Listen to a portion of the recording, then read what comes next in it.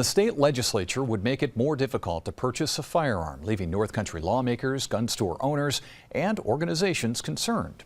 Tonight, 7 News reporter Thomas Caffarella learns what the bill is and what problems some people have with it.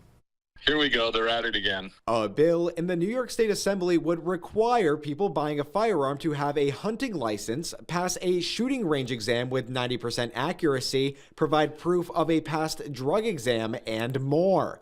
It has Assemblyman Scott Gray asking questions. Who's administering all of this stuff? So the bill is, absolutely ridiculous.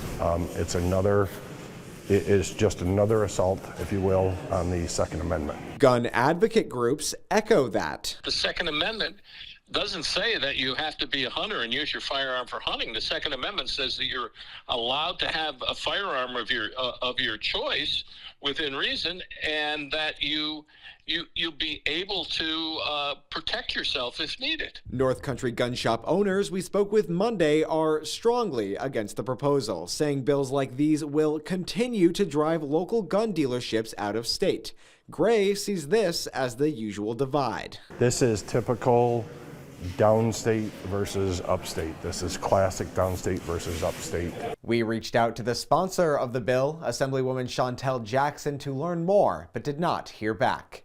Thomas Caffarella, 7 News.